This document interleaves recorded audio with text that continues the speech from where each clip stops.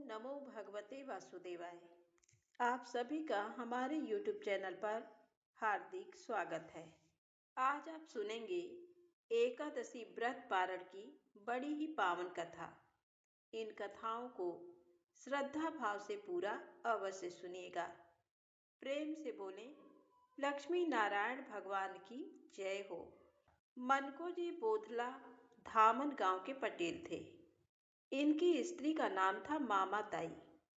इनके यमा जी नाम का एक पुत्र तथा भागीरथी नाम की एक कन्या थी। स्त्री पतिव्रता थी, पति की सेवा में लगी रहती थी। पुत्र सुशील था, विनयी था, माता पिता की आज्ञा मानकर चलने वाला था। कन्या सुंदरी तथा गुणवती थी। पूरा परिवार साधु ब्राह्मणों की सेवा करने वाला, सदाचारी और भगवान का भक्त था। घर में भरपूर धन था। कोठे अन्न से भरे थे। गौशाला में बैल, गाय और भैंसों की पांत बंधा करती थी। सदा अतिथियों का सत्कार होता था। एक बार देश में अकाल पड़ गया। मनुष्य अन्न बिना और पशु चारे बिना मरने लगे। मनको जी बोधला ने पत्नी से कहा, देखो, आज भगवान ही भूखे और दरिद्र के रूप में हमसे पूजा चाहते हैं। घर में जो भी अन्न धन है वह उन्हीं की कृपा का प्रसाद है। भूखों को अन्न, प्यासों को जल, नंगों को वस्त्र और रोगियों को औषध देना ही भगवान की सच्ची पूजा है। पर देखो, कहीं दान का अभिमान न आ जाए। नम्रता पूर्वक मीठी बाणी से सबका सत्कार करते हुए ही पूजा अर्पण करनी चाहिए। पति की आज्ञा मानने वाली मामा ताई ने बड़ी प्रसन्नता से ये आज्ञा स्वीकार की। भूखों को अन्न, नंगों को वस्त्र और अनाथों को आश्रय मिलने लगा। दूर दूर से सैकड़ों सहस्त्रों कंगाल भूखे लोगों की भीड़ आने लगी। मनको जी और मामा ताई बड़े प्रेम से सबका सत्कार करते थे, किंतु उनके पास धन तो था परिमित ही।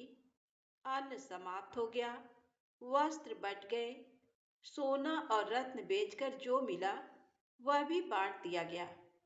घर में चारा नहीं रहा तो पशु भी दान कर दिए गए। घर में बर्तन तक न रहे। मनको जी बोधला अब स्त्री के साथ दूसरों के घर मजदूरी करके अपना और बच्चों का पेट पालने लगे। इस त्याग में वे बहुत प्रसन्न थे। भोग का आनंद तो मादक होता है, दुर्गुणों को जन्म देता है, क्षणिक होता है और उसका अंत कष्ट, रोग, शत्रुता और नरक में होता है। किंतु त्याग का आनंद तो सच्चा आनंद है। वह हृदय को निर्मल कर देता है। उससे समस्त सद्गुण जाग उठते हैं। वह जीव को भगवान के चरणों में ले जाता है। इस त्याग के आनंद से मनको जी का हृदय पूर्ण हो गया था। ये परिवार के साथ मजदूरी करते और अपने पदार्थों से रहित खाली मकान में स्त्री और पुत्र के साथ भगवान के नाम का कीर्तन करते। संसार की बाधाएं भगवान ने स्वयं दूर कर दी थी उनकी। मनको जी बोधला का सदा से एक नियम था कि प्रत्येक एकादशी को पंढरपुर जाते थे। चंद्रभागा में स्नान करके भगवान के दर्शन करते, रात्रि जागरण करते और द्वादशी को चंद्रभागा के तट पर अपने सामने ब्राह्मणों को भोजन करा के गरीबों को अन्न वस्त्र बांटकर त्रयोदशी को लौटाते। एकादशी आने वाली थी, किंतु अब तो उनके पास एक कौड़ी भी नहीं थी और मनको जी को अपना नियम तो पूरा करना ही चाहिए। पतिव्रता पत्नी को चिंतित होते देखकर उन्होंने समझा दिया कि चिंता का कोई कारण नहीं। मार्ग के जंगल से सूखी लकड़ियां चुनकर वे पंढरपुर बेच लेंगे और इससे काम चल जाएगा। मार्ग में लकड़ियां एकत्र करके उनका गट्ठा लेकर वे पंढरपुर में पहुंचे। लकड़ी बेचने पर 3 पैसे मिले। चंद्रभागा में स्नान करके उन पैसों के फूल पत्ते लेकर श्री पांडुरंग का उन्होंने पूजन किया और रात्रि जागरण किया। एकादशी के उपवास के पश्चात द्वादशी को सवेरे ही मनको जी जंगल से लकड़ियां ले आए। उन्हें बेचने पर 3 पैसे मिले। उनका आटा लेकर चंद्रभागा के किनारे ब्राह्मण भोजन की इच्छा से ब्राह्मण का रास्ता देखने लगे। दोपहर हो गया, पर किसी ब्राह्मण ने सूखा आटा लेना स्वीकार नहीं किया। द्वादशी को पंढरपुर में चंद्रभागा के तट पर, जहां सैकड़ों धनी ब्राह्मणों को भोजन करा के दक्षिणा देने एकत्र होते हैं, वहां एक दरिद्र का सूखा आटा कौन ले? न दाल, न साग, न घी और न दक्षिणा देने को 1 पैसा। बोधला के नेत्र भर आए। वे रोते रोते सोचने लगे, क्या आज मेरा नियम भंग हो जाएगा? दरिद्र भक्त की प्रेम भरी भेंट का स्वाद तो सबरी के बेर, सुदामा के तंदुल और विदुर पत्नी के केलों के छिलके खाने वाले पांडुरंग ही जानते हैं। वे आज मनको जी के आटे का स्वाद पाने को उत्सुक हो उठे। दरिद्र बूढ़े ब्राह्मण का बेश बनाए, लाठी टेकते हुए आए और बोले, अरे वो भगत, मुझे बड़ी भूख लगी है। तेरे पास कुछ हो तो जल्दी दे मुझे। मनको जी को तो जैसे वरदान मिला, परंतु ये सोचकर कि ब्राह्मण को स्थिति स्पष्ट बता देनी चाहिए, वे बोले, महाराज, मेरे पास केवल सूखा आटा है और कुछ भी नहीं है। ये ब्राह्मण तो आए ही थे वह आटा लेने। बोले, भाई, मैं कहाँ चावल दाल घी शक्कर मांगता हूँ, मुझे बहुत भूख लगी है। आटा दे, जल्दी बाटियां बनाकर खाऊंगा। बोधला ने आटा दे दिया। वे चाहते थे कि ब्राह्मण उनके सामने भोजन बनाकर खाएं। सदा सामने भोजन कराने का नियम था, पर आज सूखा आटा देकर उनमें कुछ कहने का साहस नहीं था। घट घट की जानने वाले वे ब्राह्मण देवता ही बोले, अब खड़ा खड़ा क्या देखता है? कुछ कंडे मांग ला तो मैं यहीं बाटियां बना लूं। भूख के मारे मुझसे कहीं जाया नहीं जाएगा। मनको जी बोधला दौड़कर यात्रियों से सूखे कंडे मांग लाए, अग्नि ले आए। यज्ञ भोक्ता सर्वेश्वर अपने हाथों से भक्त का दिया आटा सानने बैठे। इधर समस्त ऐश्वर्य की अधीश्वरी भगवती महालक्ष्मी भी भक्तों के ऐसे उपहार का एक कण पाने को ललचाया करती हैं। वे जानती हैं कि उनके स्वामी ऐसे मधुर पदार्थ पाकर उन्हें सर्वथा भूल जाते हैं। मांगकर आग्रह पूर्वक वे लेने ना पहुंचे तो उन्हें एक कण भी नहीं मिलेगा। आज बोधला के सूखे आटे का लालच उन्हें भी खींच लाया। वे रुक्मिणी जी बुढ़िया ब्राह्मणी बनकर ब्राह्मण के पास आईं और बोली, मुझे छोड़कर यजमान का दिया अन्न आप क्या अकेले ही खाना चाहते हैं? तब भगवान मुस्कुरा दिए। उन वृद्धा मैया ने बाटियां बनानी प्रारंभ की। बोधला को एक ही चिंता थी, आटा तो एक के पेट भरने जितना ही नहीं था, 2 लोग कैसे भोजन करेंगे? ब्राह्मण देवता ने बोधला को भी भोजन करने को कहा, तो उन्होंने कह दिया, मैं तो बचा हुआ जूठन प्रसाद पालूंगा। जगन्नाथ पांडुरंग और जगदम्बा रुक्मिणी जी ने भर पेट भोजन किया। तृप्त होकर बोधला के देखते देखते ही वे अदृश्य हो गए। अब कहीं मनको जी बोधला को पता लगा कि उनका आटा स्वीकार करने ब्राह्मण के वेश में स्वयं विट्ठल देव ही पधारे थे। वे भाव गदगद हो गए। मनको जी बोधला वहां से मंदिर में भगवान के दर्शन करने गए। उनको लगा कि आज पांडुरंग साक्षात सामने खड़े होकर मुस्कुरा रहे हैं। उन्होंने हाथ जोड़कर प्रार्थना की, हे दयामय, आपकी कृपा को धन्य है। बड़े बड़े धनियों के नाना प्रकार के भोगों को छोड़कर आप मुझ कंगाल के सूखे आटे पर रीझ गए। आपने मुझे कृतार्थ कर दिया। भगवान ने कहा, भाई, मैं तो सभी जगह जाना चाहता हूँ। पर बड़ी बड़ी धनियों में मुझे पूछता ही कौन है। मनको जी ने कहा, भगवान, ऐसा कैसे हो सकता है? तो भगवान बोले, देखो, अमुक धनी के यहाँ मिठाइयाँ बन रही हैं। ब्राह्मणों को निमंत्रण भेज दिया गया है। 1000 ब्राह्मण कल वे जिमाएंगे। मैं भी वहां जाऊंगा। तुम द्वार पर रहना और देखना। दूसरे दिन बोधला उन धनी के द्वार पर पहुंच गए। 1000 पत्तले और आसन बिछ गए थे। मुनीम जी निमंत्रित ब्राह्मणों की सूची में नाम देख देखकर ब्राह्मणों को बैठा रहे थे। स्वयं बाबूजी खड़े होकर देख रहे थे कि एक भी फालतू आदमी न आ जाए।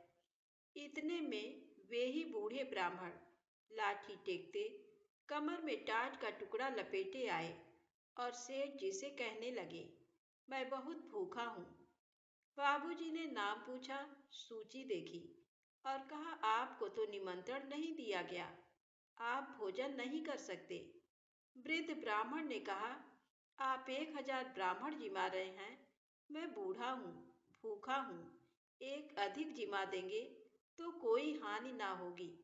बाबूजी बिगड़े, हम भिखमंगों को खिलाने नहीं आए हैं, चले जाओ, यहाँ कुछ भी नहीं मिलेगा। ब्राह्मण देवता भी पूरे हठी निकले। वे एक पत्तल पर बैठते हुए बोले, मैं तो आज खाकर ही जाऊंगा। अब बाबूजी का पारा चढ़ गया। वे गरजते हुए बोले, इस बदमाश को पकड़कर निकाल दो। बाप का घर बना लिया है कि जबरदस्ती बैठ गया। ब्राह्मण ने प्रार्थना की तो क्रोध और भड़क गया। बाबूजी ने अपने नौकरों से धक्का दिलाकर द्वार से बाहर निकलवा दिया उन्हें। बोधला ये सब दूर खड़े देख रहे थे।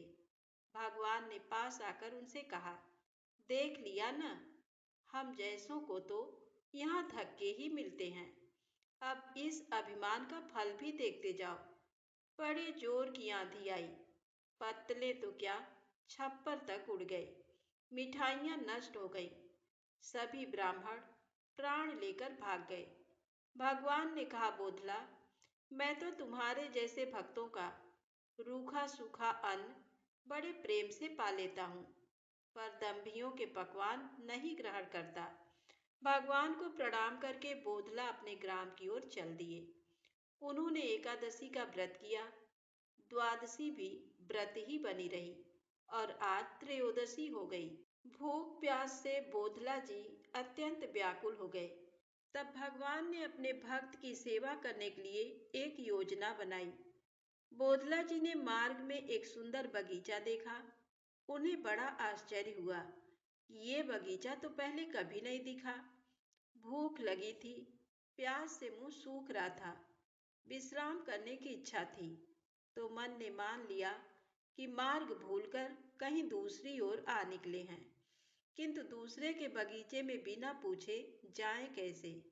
इतने में इस समस्त सृष्टि रूपी बगीचे की रक्षा करने वाली रुक्मिणी मैया मालिन के बेस में आई और कहने लगी, भगत जी, आप थके हुए जान पड़ते हैं।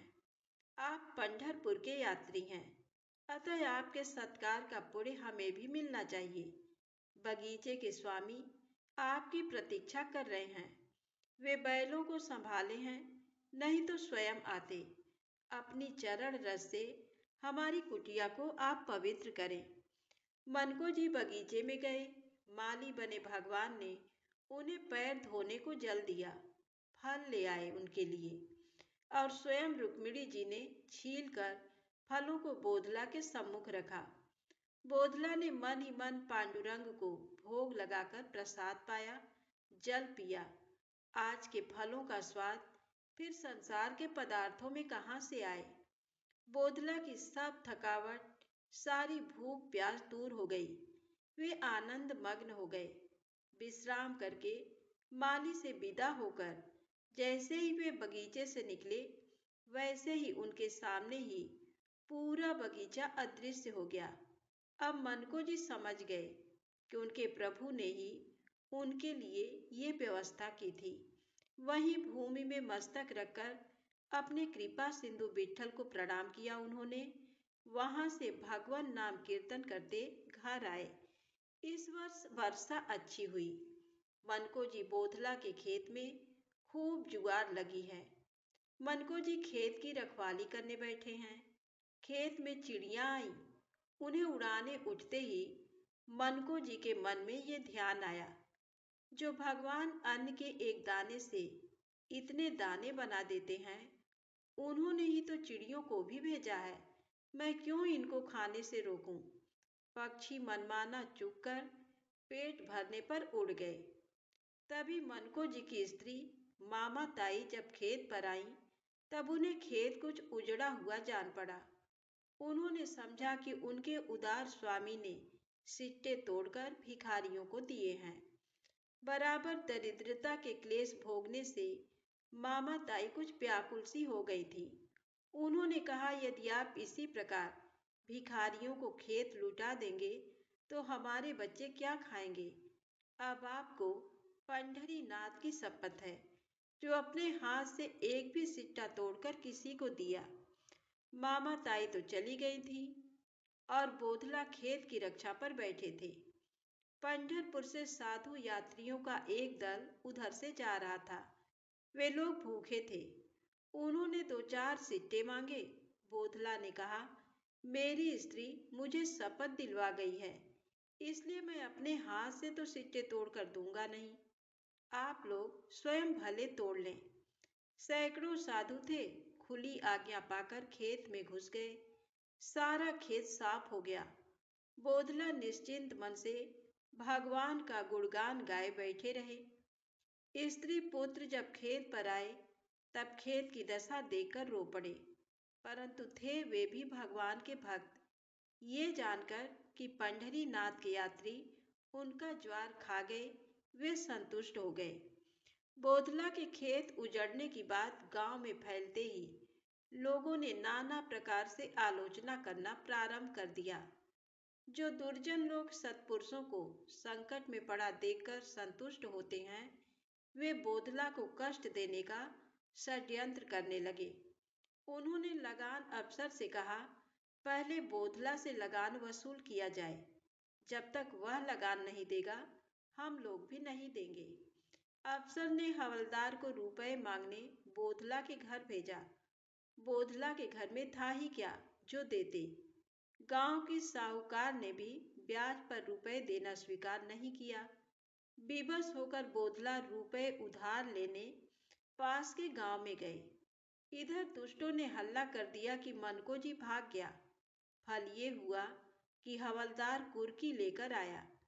मामा ताई को घर से निकालकर उसने घर में ताला बंद कर दिया और उनकी गाय बकरियां भी कुर्क कर ली। अब भक्त वत्सल प्रभु ने धामन गांव के बिठिया महार का रूप धारण किया और लगान अफसर के पास जाकर मनको जी बोधला का पूरा रुपया देकर उन्होंने रसीद कटवा ली। घर का ताला खुल गया, कुर्की उठ गई। गांव वालों को भी अब लाचार होकर लगान के रुपए भरने पड़े। उधर मनको जी बोधला को ब्याज पर रुपए मिल गए थे। वे रुपए लेकर अफसर के पास पहुंचे और क्षमा प्रार्थना करने लगे। तब अफसर ने कहा, तुम्हारे रुपए तो बिठिया महार ने भर दिए हैं। तुम्हारे घर वालों ने रुपए भेजे होंगे। बोधला घर आए। घर पर तो फूटी कौड़ी नहीं थी। लगान कौन कैसे भेजता? घर वाले तो जानते थे कि मनको जी ने रुपए भरे हैं, इसी से कुर्की उठी है। बेचारा धामन गांव का बिठिया महार, उसे कुछ पता नहीं था। उसके पास भला इतने रुपए कहाँ से आते? वह तो मनको जी के पैरों पड़ रहा था कि मुझे तो कुछ भी पता नहीं। अब मनको जी समझ गए कि उनके लिए पांडुरंग बिठिया महार बने।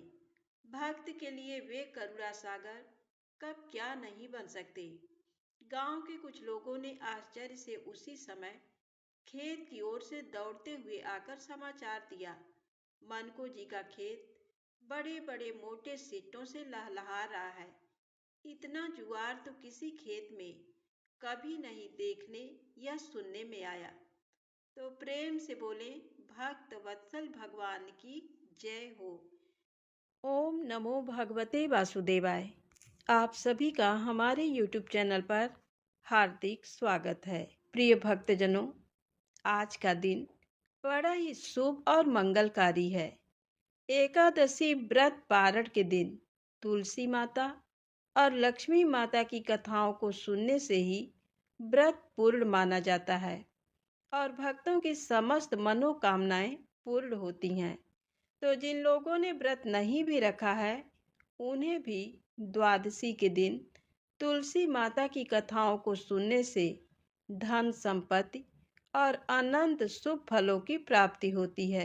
तुलसी माता को हरि प्रिया भी कहा जाता है। जितना भगवान श्री हरि विष्णु सोने, चांदी, हीरे, मोती और रत्नों से प्रसन्न नहीं होते, उतना सिर्फ तुलसी दल से प्रसन्न हो जाते हैं। सच्ची श्रद्धा भाव से तुलसी दल भगवान श्री विष्णु को अर्पित करने से मनुष्य के सभी संकट कट जाते हैं और मनोकामनाओं की पूर्ति होती है।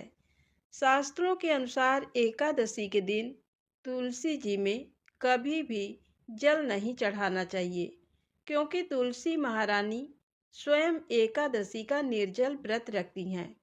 लेकिन द्वादशी के दिन व्रत पारण के समय तुलसी माता को जल अवश्य चढ़ाना चाहिए और पूरे विधि विधान से पूजा पाठ करके उनकी कथाओं को सुनकर ही अपना व्रत खोलना चाहिए। तो आइए सुनते हैं तुलसी माता की कथाएं। एक बुढ़िया माई थी। बुढ़िया माई बहुत पूजा पाठ करती थी और नित्य नियम से तुलसी जी को जल से सींचने जाती थी। जब वह जाती तो तुलसी माता से कहती कि हे तुलसी माता, सत की दाता, मैं तेरा बिरवा सींचती हूँ, मुझे बहू दे, पीले रंग की धोती दे, मीठा ग्रास दे, बैकुंठ में वास दे, अच्छी मौत दे, चंदन का काठ दे, अच्छा राज दे, खाने को दाल भात दे और 11 के दिन कृष्ण का कंधा दे। बुढ़िया माँ की ये बातें सुन तुलसी माता सूखने लगी। तुलसी माता को यूं सूखते देख भगवान ने पूछा, हे तुलसी, तुम दिन प्रतिदिन क्यों सूखती जा रही हो? तुलसी माता ने कहा कि बस मेरे मन की मत पूछो। भगवान ने कहा कि मैं नहीं पूछूंगा तो कौन पूछेगा? इस पर तुलसी माता कहती हैं कि एक बुढ़िया माई आती है और अपनी बात कहकर चली जाती है। मैं उसकी सभी बातें पूरी कर दूंगी, लेकिन कृष्ण का कंधा कहाँ से लाऊंगी? तब भगवान कृष्ण बोले कि जब वह मरेगी तो अपने आप ही कंधा देने आऊंगा। तुम बुढ़िया माई से ये बात कह देना। इसके बाद बुढ़िया माई मर गई। बुढ़िया माई के मरने पर सारा गांव इकट्ठा हो गया और उसका अंतिम संस्कार आने पर उसे उठाने लगे, लेकिन वह बुढ़िया माई बहुत भारी हो गई, जिससे उसकी अर्थी टस से मस नहीं हुई। सभी बोले कि ये तो बहुत संस्कारी थी, बहुत पूजा पाठ करती थी, कोई पाप नहीं किया, फिर ये इतनी भारी कैसे हो गई? तभी भगवान बूढ़े ब्राह्मण के वेश में आए और कहने लगे कि ये भीड़ कैसी है? तब गांव वाले बोले कि एक बुढ़िया माई मर गई है और वह इतनी पापिन थी कि उसकी अर्थी नहीं उठ रही है, बहुत भारी हो गई है। भगवान बोले कि मुझे इसके कान में कुछ कहने दो, फिर ये उठ जाएगी। भगवान बुढ़िया माई के पास गए और उसके कान में कहा कि माई, तू अपने मन की कर ले, पीतांबर की धोती ले, मीठा ग्रास ले, बैकुंठ में वास ले, चटक की चाल ले, चंदन का काठ ले, झालर की झंकार ले, दाल भात को जी और कृष्ण का कंधा ले। भगवान की सभी बातें सुनकर बुढ़िया माई हल्की हो गई। भगवान अपने कंधे पर उसे ले गए। बुढ़िया माई को मुक्ति मिल गई और वह बैकुंठ को चली गई। हे तुलसी माता, जैसे आपने उस बुढ़िया माई की मुक्ति की, वैसे सभी की करना। जैसे भगवान ने उसे कांधा दिया, हमें भी देना। प्रेम से बोलें, तुलसी शालिग्राम भगवान की जय हो।